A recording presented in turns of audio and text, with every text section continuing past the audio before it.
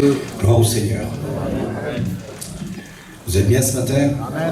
Merci à Dieu pour les chants. Merci à Dieu pour la bonne communion. Et merci à Dieu d'être là. C'est vrai, ce petit cantique nous dit, je lève mes mains, même si j'ai plus de force. Je regardais l'auditoire tout de suite, et quand j'ai assis là, je regarde beaucoup. On a de la force pour faire nos affaires. Je vous le dis ce matin, je suis libre. Je dis ce que j'ai sur mon cœur. On a de la force pour faire nos affaires. On peut rester toute la journée en train de peine. Toute la journée en train de travailler sur un toit. Toute la journée en train de couper des arbres. On peut faire nos propres affaires, on n'a pas fatigué. Et là, on chante ce petit cantique, je lève mes mains parce que j'ai plus de force, justement. On n'est pas capable de rester 3 minutes. Le cantique, il dure 3 minutes. On fait ça, une seconde, on baisse nos mains. On les met là, on est comme ça. On n'a plus la force de lever nos mains. L'église devrait être comme ça. Amen. Pas tout le long de la réunion, je ne vous demande pas de chanter pendant 2 heures. Mais quand on chante ce cantique, d'être fier. Oh, Seigneur, j'ai pas de force, viens m'aider, mais viens. Parce qu'en réalité, quand on lève nos mains, on fait quoi? On fait quoi comme une personne lève les mains? Il fait quoi? Il demande du secours. Quand je fais ça, moi, c'est parce que je demande du secours, j'en peux plus, viens vite, je me noie, sauve-moi. Et on devrait dire ça ce matin. J'ai plus de force, Seigneur, viens. Arrêtez de regarder la voisine ou la copine ou le copain à côté. On devrait lever nos mains avec fierté. Avec fierté de dire, Seigneur, je suis fatigué. Je suis fatigué de la vie. Mais viens m'aider. Au contraire, j'ai besoin de ton secours. Et le peuple devrait dire ça. On devrait laisser les mains tout le long du cantique levées. Je parle pour moi aussi, hein, je suis comme vous, je me mets dans l'eau. On n'a pas la force. Quel dommage. Quel dommage, Seigneur. Comme elle a dit ma belle-mère, vous avez vu, si bon. C'est le Dieu de l'amour. Malgré nos difficultés, nos tracas, nos soucis de la vie, malgré tout ce qui se passe aujourd'hui, j'ai besoin de toi. Amen. Quelle beauté. Amen. Gloire au Seigneur. Amen. Alors, le prochain cantique, s'il rechante après lui, j'aimerais que toute l'église de lève. Amen. De dire, Seigneur, je suis fier, viens à mon secours. Viens, tant pis pour mon nom, tant pis pour ma race, tant pis pour mon âge. Viens, Seigneur. Gloire au Seigneur. Voilà, merci à Dieu. Vous êtes bien, vous? Amen. Moi, je ne suis pas bien, parce que c'est compliqué. J'ai dit, Seigneur, je voulais faire le culte, et j'ai dit, Seigneur, mais qu'est-ce que je vais apporter? Alors, bien sûr, il y a des histoires dans la Bible jusqu'à demain. On peut prêcher jusqu'à demain. La Bible est très longue. Mais je ne voudrais pas broder ce matin. C'est comme ça. Je voudrais dire ce que Dieu a mis sur mon cœur. C'est tout. Je ne voudrais pas prendre des grands mots, des grandes phrases, peut-être mal dit, mais ça va être dit. Vous comprenez? Et puis j'ai demandé à Dieu ce que son peuple avait besoin. Parce que je suis comme vous, moi je veux le Seigneur. Amen. Avec mes défauts, avec mes qualités, avec ma sagesse, ma méchanceté, peu importe. Je demande à Dieu ce que l'Église a besoin. Et en particulier une personne peut-être ce matin. Et puis j'ai cherché dans la parole de Dieu, et puis je vous dis franc, je n'ai pas trouvé. C'est bizarre. La Bible est immense, elle a des tonnes de messages et je n'ai pas trouvé. Et puis j'ai dit, Seigneur, toute la semaine, ben Seigneur, faut que j'ai un petit mot quand même, je ne voudrais pas aller là-bas sans mots. Je voudrais leur parler, je voudrais m'adresser simplement à une personne ce matin. Une personne qui a besoin. Et puis je n'ai pas trouvé. Et puis dans la semaine, avec mon fils, on a travaillé, j'ai fait un petit bout de travail, et puis ben, une dame m'a donné un mot. C'est bizarre, hein? Une dame m'a donné un mot, et j'ai dit, Seigneur, j'aime ce mot. C'est bizarre, c'est pas la Bible. Alors j'ai voulu regarder si dans la Bible c'était marqué. Parce que ce qu'elle m'a dit la dame, c'est bien beau, mais c'est pas l'évangile. Vous comprenez ça? Et j'ai voulu regarder dans la parole de Dieu, donc j'ai regardé, et j'ai retrouvé le mot une centaine de fois. J'ai dit, c'est beau Seigneur, une centaine de fois le mot.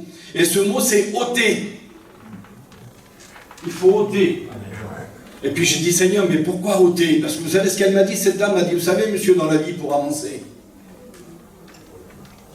il faut savoir ôter. Pour avancer dans la vie. Vous comprenez ça? Il faut savoir ôter pour avancer. Il faut savoir faire de la place.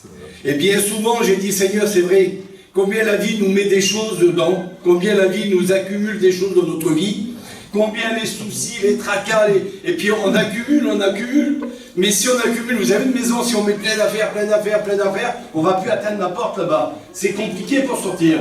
Alors il faut savoir ôter pour aller jusqu'à la victoire. Et puis j'ai dit, Seigneur, j'aime ce petit mot. Alors j'ai regardé, mais j'ai voulu savoir qui a ôté pour avoir des victoires. Parce que si on ôte quelque chose de notre vie, c'est pour gagner des victoires. C'est pas simplement pour faire beau. Vous comprenez, si on enlève quelque chose, c'est parce qu'on a besoin de cette place-là, pour que ça soit remplacé. Voilà ce que j'ai dit. Et puis, j'ai voulu prendre une petite histoire. C'est pas l'histoire entière, je vais vous dire simplement 2-3 mots dessus. Vous la connaissez, c'est Naboth. C'est dans 1 Roi 21. C'est un paysan qui possédait une vigne à côté d'un château, d'un palais d'un roi. Une histoire extraordinaire. Il était propriétaire d'une toute petite parcelle. Quelque chose de merveilleux en plein coteau sur un soleil. Quelque chose d'extraordinaire. Mais la Bible nous dit qu'il prenait soin de cette parcelle terrible, plus que sa vie. Parce qu'il la nettoyait tous les jours. Et tous les jours, il ôtait des pierres de cette vigne pour pouvoir avoir du vin. Parce que s'il laissait accumuler les pierres, eh bien son vin n'était pas bon. Et à la fin de l'année, il n'aurait pas de bénéfice. Et il ne pouvait pas vendre son vin. Alors l'histoire nous dit qu'il va en prendre soin. À un tel point qu'il va retirer tous les jours. Et tous les jours, il va retirer les pierres de cette vigne. Il va passer l'appareil. Il va retourner la terre. Il va faire ce qu'il faut pour avoir du fruit. Il va faire ce qu'il faut pour jouir de son bénéfice, vous comprenez? Il va faire ce qu'il faut, alors il va ôter. J'ai dit, Seigneur, quel exemple pour nous? Quel exemple pour nous, si on veut avoir de la réussite dans notre vie chrétienne. Vous en voulez? Amen. Si on veut avoir une réussite dans notre vie, si on veut avoir une réussite dans notre vie chrétienne, il faut savoir ôter les choses que l'ennemi vient nous mettre. Mais j'ai dit, c'est bizarre, pourquoi tous les jours, il nettoie ce terrain? Pourquoi il enlève les ronces? Pourquoi il enlève les épines? Pourquoi il enlève ces pierres? Eh bien, j'ai regardé la Bible et j'ai regardé cette histoire. Et la Bible nous dit que tous les jours, il enlevait ce qui n'allait pas. Ça veut dire que les pierres, ça veut dire que les impuretés, ça veut dire que que la terre produit des choses qui ne sont pas bonnes, justement aux fruits, pour pouvoir le vendre. Alors tous les jours, il est obligé d'y aller, et c'est la terre. La terre, elle produit des choses qui nous embarrassent tous les jours. Et tous les jours de notre vie, le monde nous mettra des barrières. Tous les jours de notre vie, les choses vont toujours ressortir. Si ce n'est pas aujourd'hui, c'est demain. Et quand il passait cette année-là, elle était propre. Et le lendemain matin, il revenait, il y avait des ronces, il y avait des pierres qui avaient ressorti. Ça sortait de la terre. Mais laissez-moi vous dire que la terre, mes amis, vous apportera rien de bon. La terre vous apportera toujours de la misère. Et puis qu'il faut aller souvent se placer devant Dieu. Amen. Souvent, il faut enlever les pierres de notre vie. Vous comprenez ça? Amen. Souvent, il faut le faire. Parce que lui, une fois qu'il l'avait bien nettoyé, il croyait être tranquille. Il va dire, c'est bon, je l'ai nettoyé, maintenant je suis 6 mois sans revenir. Vous avez vu le petit arbre qu'on a mis? On a regardé ça tout à l'heure avec le copain. Hein? Et quand les roseaux, ils poussent. Pourtant, il n'allait pas dedans. Hein? Alors, j'ai crié un peu sur lui tout à l'heure. J'ai dit, c'est celui qui m'a amené la terre. C'est lui. Mais c'est pas de sa faute à lui. Vous comprenez? C'est simplement parce qu'à l'intérieur, c'est la terre. Et il ressort toujours les impuretés. Eh bien, laissez-moi vous dire que dans notre vie chrétienne, on doit avoir des moments de mise à part. On doit avoir des moments où il faut y passer tous les jours. Arrête de dire, j'ai lu la Bible la semaine dernière. Arrête de dire, j'ai prié il y a 15 jours, il y a 3 jours. Arrête de dire, j'ai jeûné cet hiver, tous les lundis on jeûné. Arrête de dire... Retourne. Amen. Regarde. Amen. Il va y avoir encore des choses. Amen. Parce que la terre produit des choses horribles. Et la terre, il sortira toujours des impuretés. Toujours. Il faut nettoyer. Et lui, il aimait tellement sa parcelle de terrain.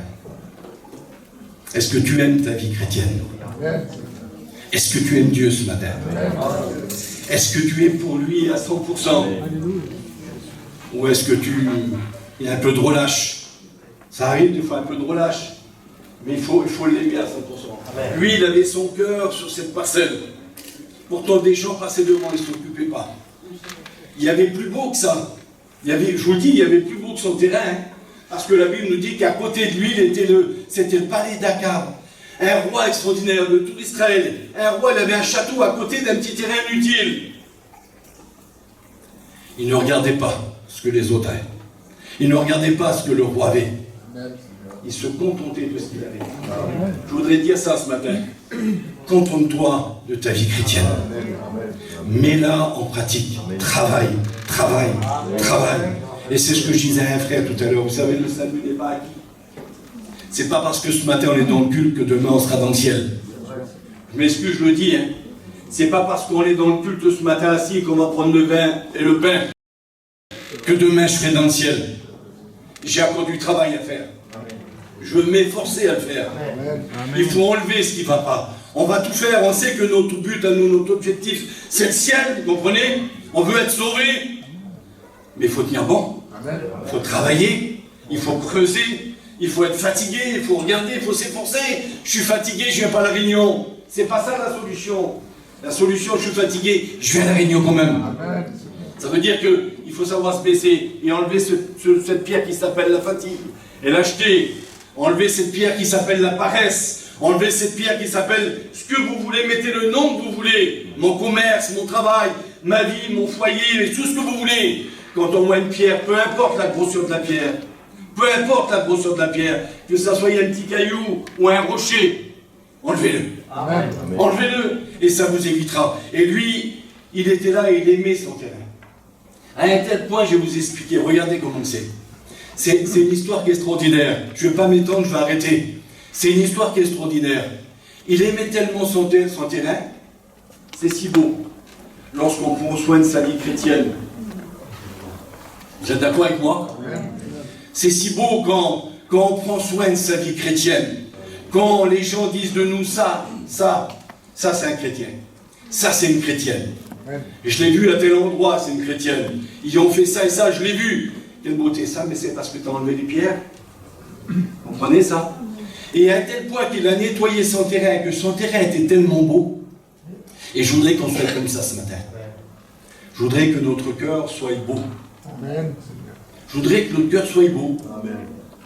C'est-à-dire qu'il n'y a pas de ronces, pas d'épines, pas de misère, pas de triche, pas de vol, pas de tout ce que vous voulez.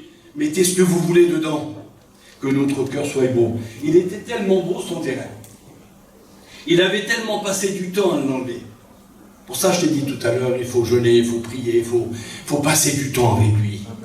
Et si tu passes du temps avec lui, tu vas attirer le regard des autres. Mais je ne comprends pas, je vais aux réunions, je suis trop bien, je fais ça, je travaille pour Dieu, je chante, je témoigne, je prêche, tout. Et le diable, il n'arrête pas sur moi. Vous savez ce qu'il avait sur lui? Il était tellement beau son terrain. C'était tellement quelque chose de beau. La Bible nous dit qu'il était sur un coteau en plein soleil. Il attirait les regards.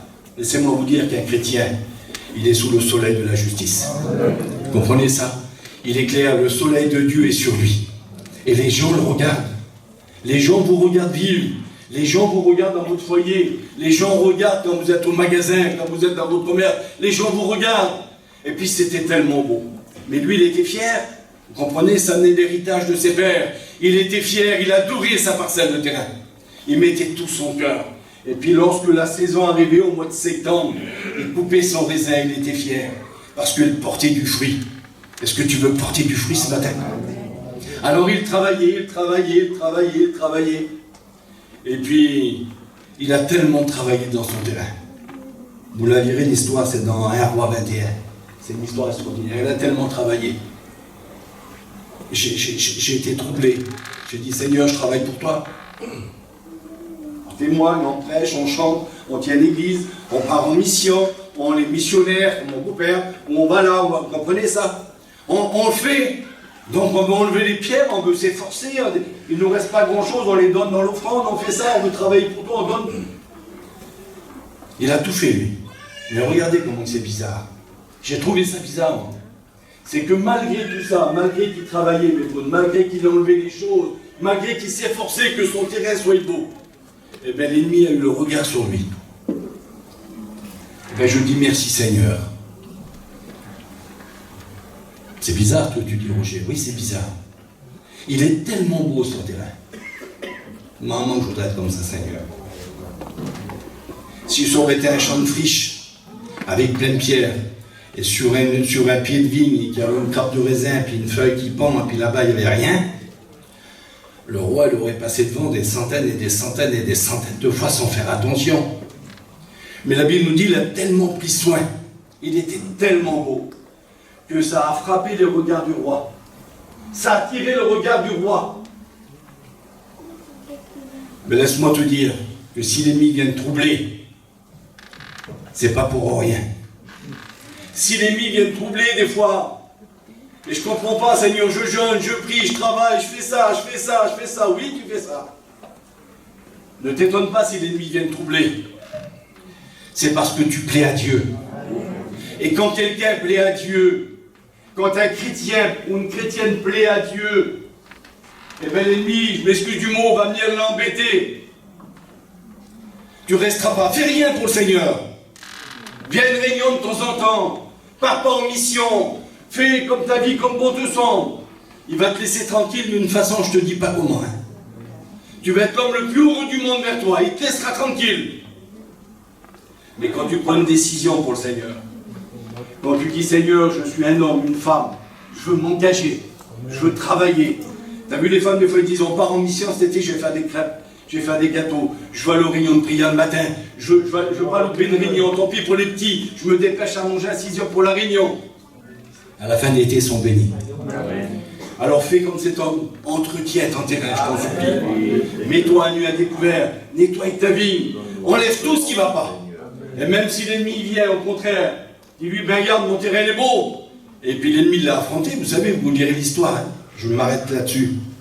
L'ennemi l'a affronté. Il a dit, Naboth, viens voir. Viens voir.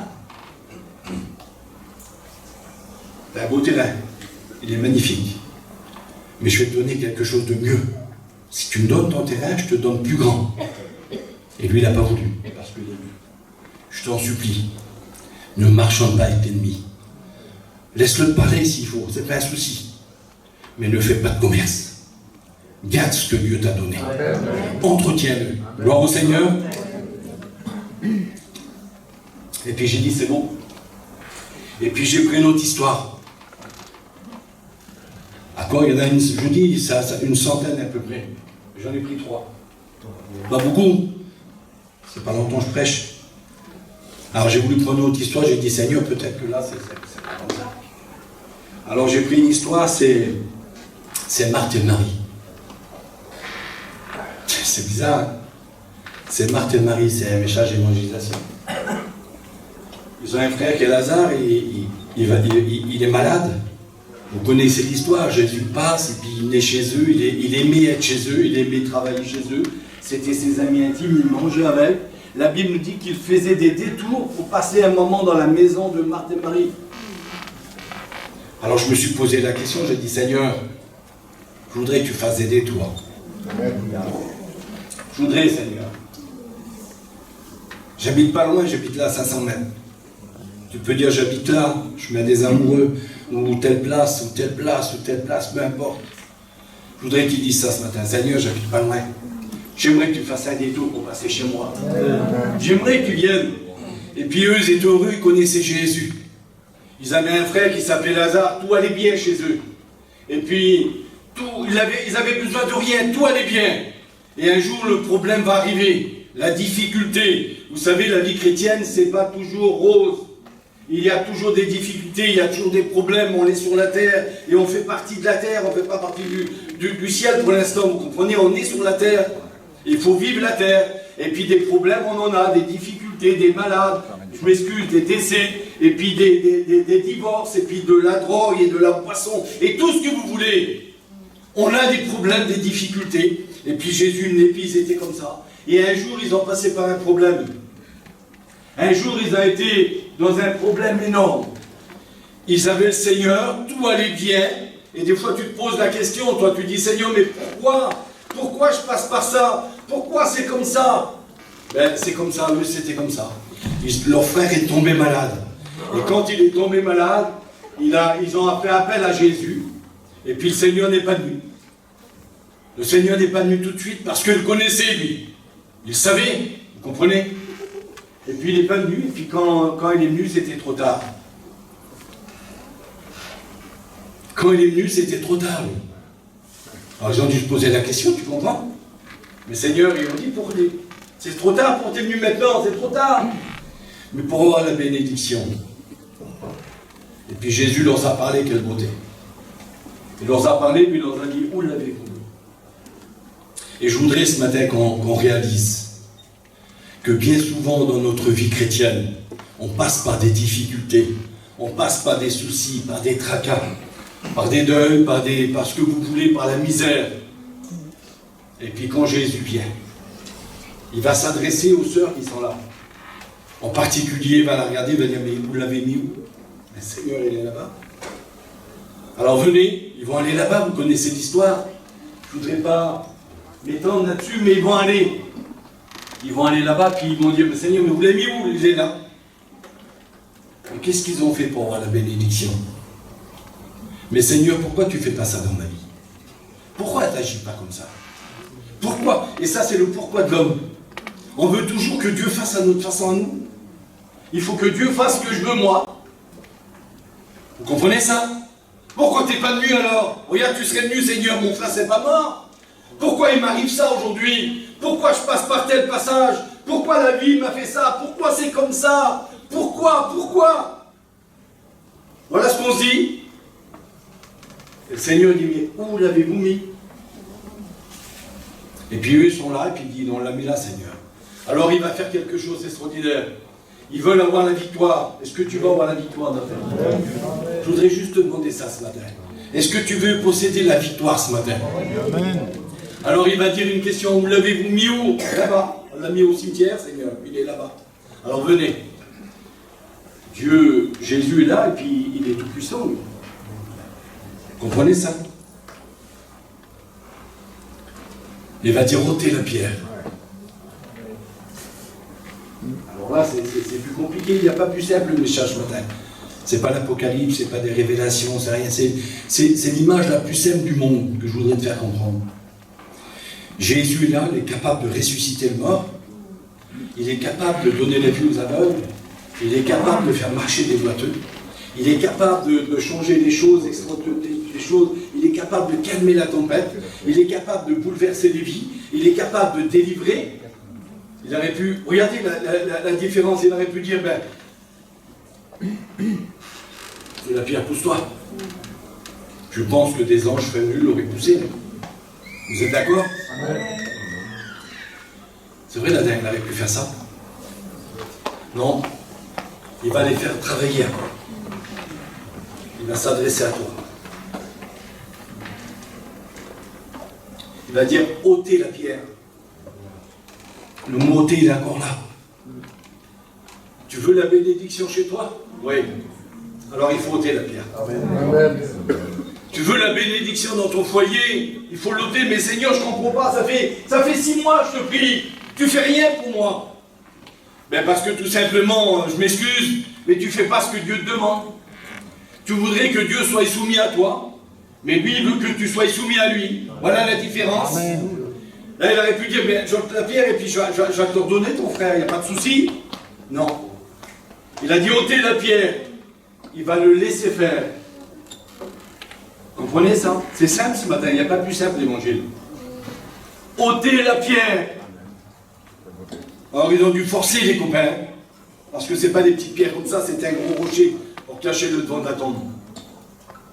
Et la Bible nous dit que des hommes vont se mettre à plusieurs, pour rouler la pierre. Ils vont avoir du mal, ils vont transpirer. Ils vont souffrir, ils vont se mettre, ils vont appeler de l'aide.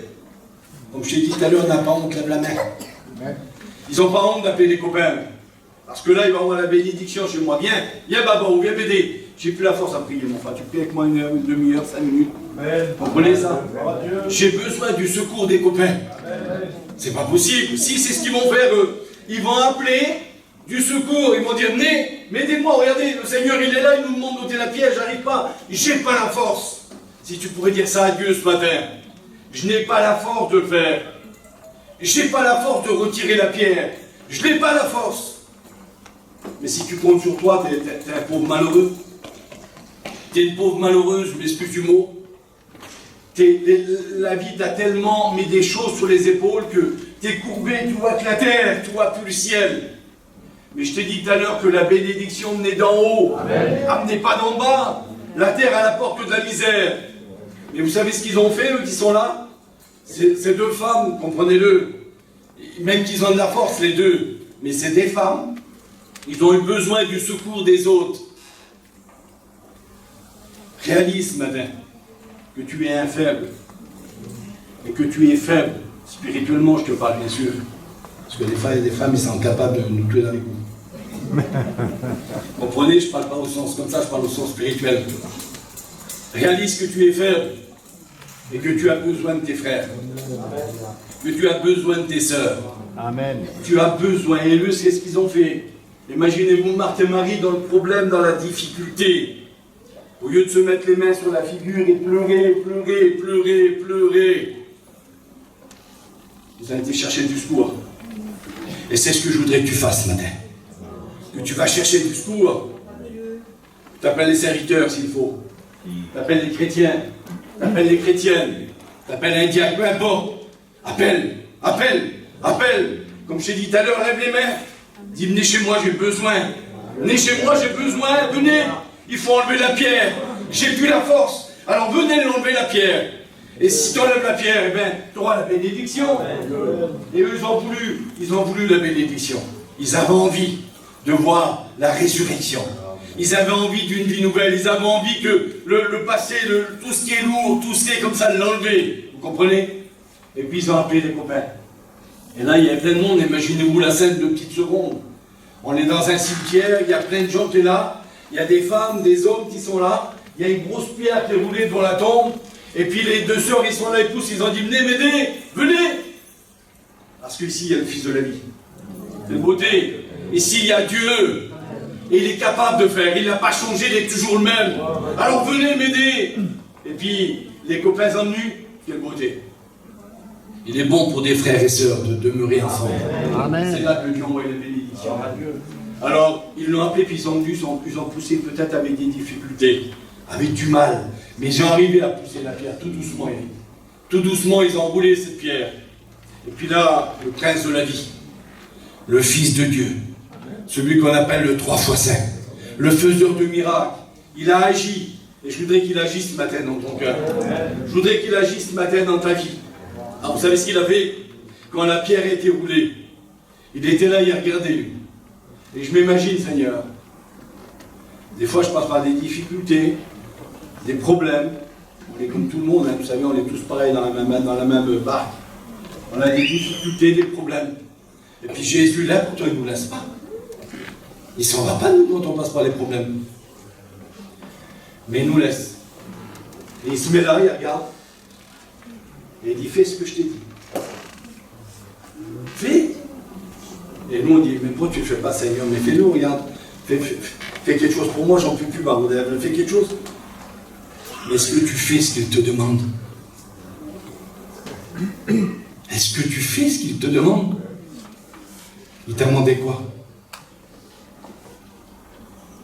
Ma fille, donne-moi ton cœur.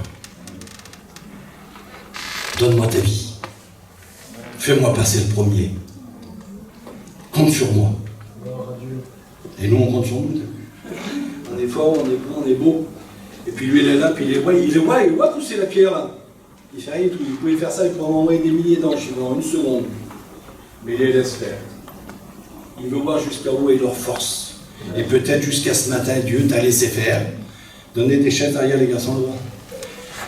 Peut-être que Dieu vous a laissé faire pour savoir où est votre force, où est votre limite.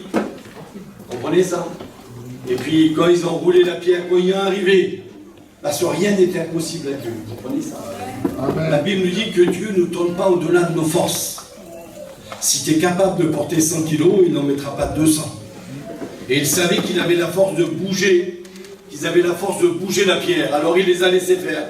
Et quand la pierre a été bougée, ça a été la victoire. Amen.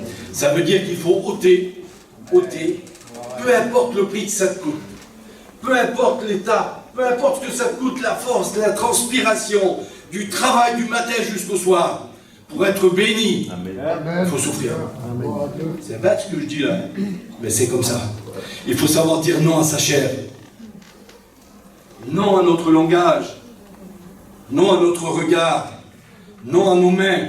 Il faut savoir ôter toutes ces pierres qui nous gênent. Et quand ils ont enlevé la pierre, le tombeau était libre. Le passage du tombeau était libre, vous comprenez? Si tu laisses, si tu enlèves ce que Dieu te demande, le passage dans ta vie va être libre. Vous comprenez ça? Et vous savez ce que Dieu a fait? Vous savez ce que Jésus a fait? Il n'a rien fait d'extraordinaire. Il n'est pas descendu en bas, il n'est pas été... Rien. Il a resté là. Quelle beauté. Il a dit un mot. Lazare, sors. Et la Bible nous dit sur le mot de Jésus. Sur le mot de Jésus. Le mort fut ressuscité et sorti. Ça veut dire que sur un mot du Seigneur, un mot du Seigneur, la victoire peut être chez toi. La victoire peut être dans ta vie. Sur un mot. Seigneur, j'ai forcé, c'est vrai tout à l'heure, j'ai transpiré, j'avais du mal à bouger la pierre, j'ai eu du mal à faire. Mais quand je l'ai fait, j'ai eu ma récompense. Tu veux la récompense ce matin? Tu veux une récompense ce matin? Il faut bouger la pierre. Ah, ne me dis pas, c'est trop grand pour moi, je ne peux pas le faire. Tu te rends compte ce qu'il demande le Seigneur? Je te l'ai dit tout à l'heure. Je te l'ai dit. Il ne te demandera jamais au-delà de tes forces. Il ne demandera pas quelque chose d'impossible. Je vous explique en 2 secondes. Jésus ne va pas demander à un de mes garçons ou de mes enfants, vous comprenez? Il ne va pas dire, lui, il sait bien que c'est impossible, je ne pourrai pas le donner. C'est impossible. Mais il va me demander d'arrêter pour certaines personnes, de fumer, de boire, de se droguer, de mentir, de mettez ce que vous voulez. C'est difficile, mais il va demander ça. Mais il ne va pas te demander quelque chose qui a du prix à tes yeux que tu ne peux plus. Comprenez ce que je veux dire? Dieu est capable de faire des miracles extraordinaires à une condition qu'on écoute ce qu'il dit. C'est simple, l'évangile, c'est comme ça. Vous avez retiré la pierre, je vous donne la bénédiction. C'est simple comme ça. Hein, Bill? C'est simple. Vous avez retiré la pierre, ben oui, je l'ai retiré, j'ai souffert, j'ai transpiré, mais je l'ai retiré. Quelle beauté. Tu veux être comme ça ce matin? Amen. Gloire à Dieu. Tu veux retirer pour Dieu ce que le monde a mis dans ta vie. Parce que je l'ai dit tout à l'heure et je me répète, le monde met des choses et des choses et des choses qui nous empêchent de bénédiction. Alors ce matin, Seigneur, dit un petit caillou, pas grand-chose des fois, vous savez. Des fois, vous croyez que c'est un rocher. On a un rocher énorme comme ça dans notre vie. Et ça nous empêche la bénédiction. Ben oui, on sait ça. Mais des fois, un gravier gros comme ça. Un gravier gros comme ça. Ça t'empêchera encore plus la bénédiction. Parce que des fois, le rocher, tout le monde le voit et on va prier pour toi. Ton mari n'est pas converti, on va prier, on le sait, pour toi, c'est une misère.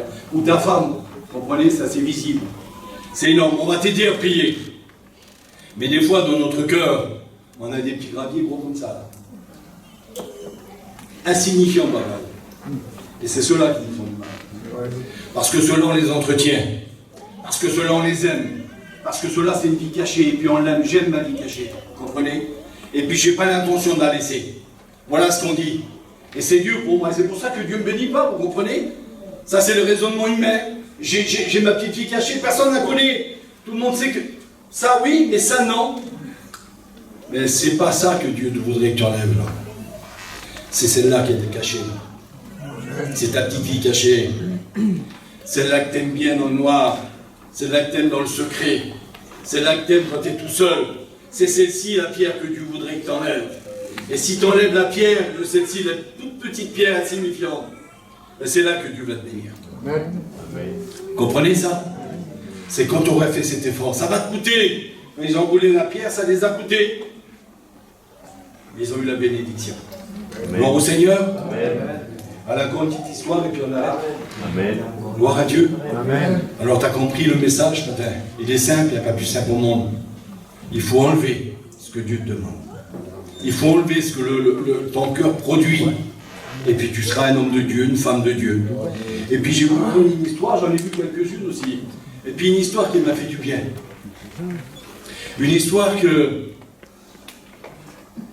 malgré que je suis dans la présence de Dieu, malgré que j'aime le Seigneur, malgré que je parle avec lui, malgré que ma vie va bien, parce qu'il y en a plein qui sont comme ça, hein.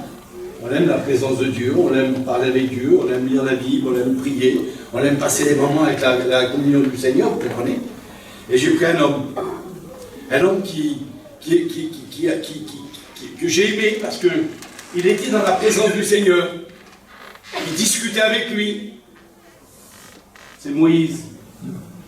C'est là ce que je dis là, un grand homme de Dieu, un grand homme de Dieu. Il va marcher, il va voir sur la colline, vous savez, vous connaissez l'histoire, je voudrais prendre 5 minutes. Sur la colline, il va voir un buisson qui ne se consume pas. Il aime la présence de Dieu, c'est un chrétien. Il a son bâton, il a son écharpe. Il marche avec fierté. Il a la barbe blanche. C'est un homme de Dieu, c'est une femme de Dieu. Mettez-vous comme vous voulez. Ils aiment Dieu. Et puis il marche. Et d'un seul coup dans sa vie, un moment donné précis, où il est seul et qui marche, il va voir un buisson s'enflammer et qui ne brûle pas, qui ne se consume pas. Il va regarder sur la montagne, mais il va trouver ça bizarre. Quelle beauté. Il va trouver ça bizarre, lui. Et puis il va aller là-bas. Vous connaissez l'histoire. Il va s'approcher. Il va mettre du temps pour monter, mais il va y aller.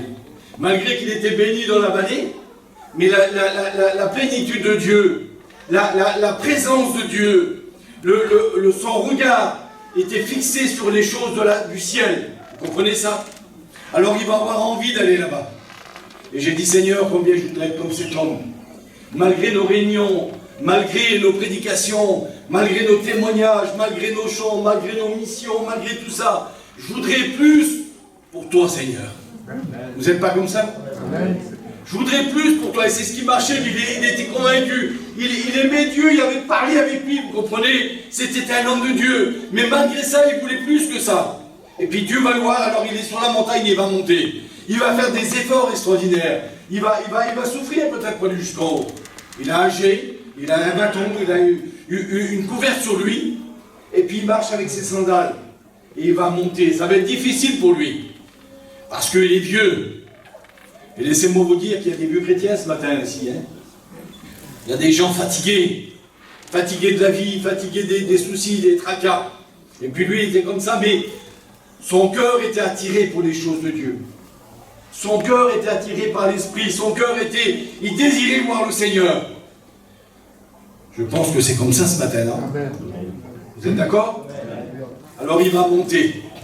Et regardez, il est arrivé à un moment donné, il va s'arrêter.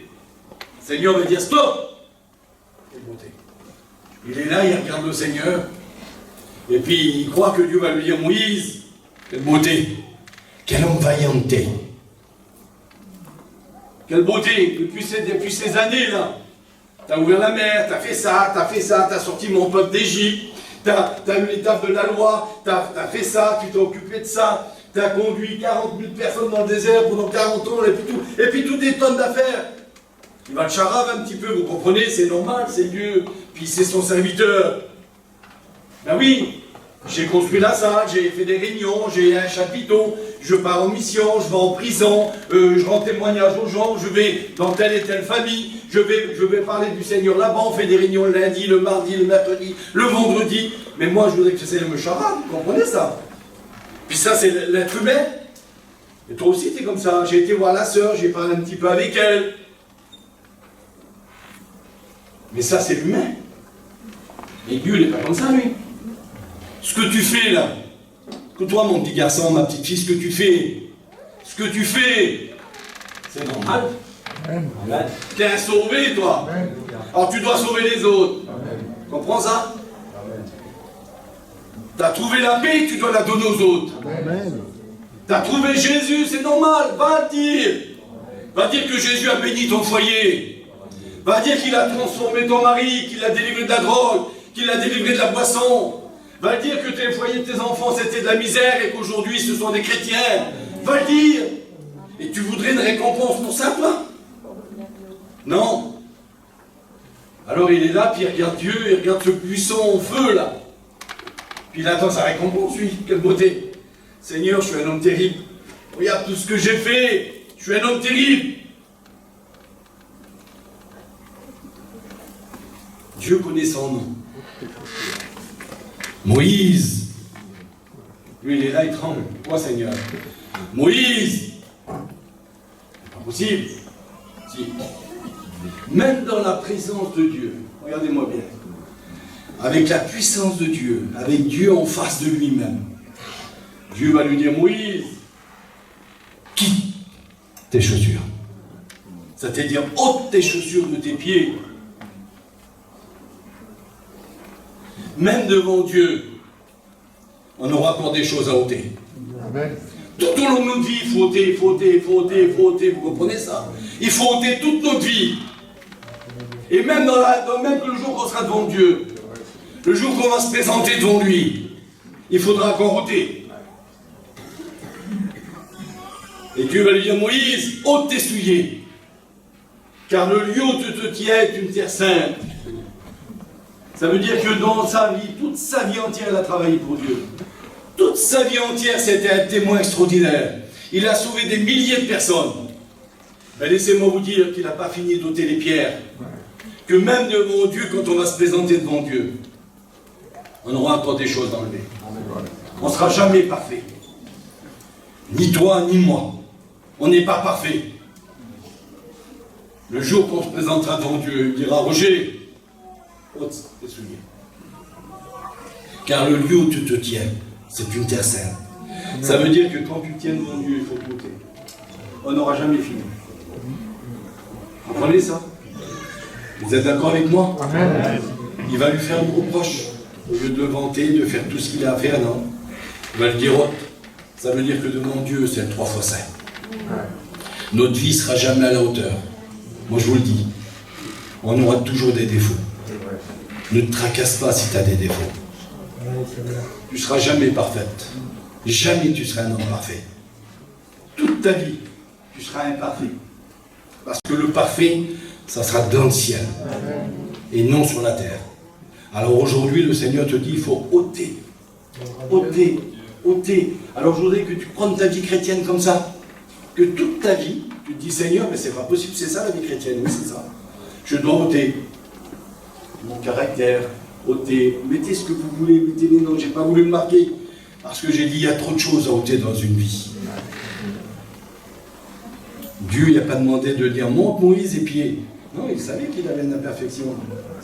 Il savait que ses chaussures n'allaient pas, mais il l'a laissé monter. Vous comprenez? Dieu vous laisse monter, mais en montant sur la montagne, il faut enlever, enlever, enlever. Ça veut dire quoi, Roger? Ça veut dire que toute ta vie, je te souhaite de mourir à 100 ans. Ouais, je suis gentil ce matin. Je te souhaite de mourir à 100 ans. Mais toute votre vie, vous devrez enlever. Et tous les jours, tous les jours, tous les jours, pour plaire à Dieu. Vous voulez le faire? Amen. Alors on va prier le Seigneur. Baba, tu te lèves, tu pries le Seigneur.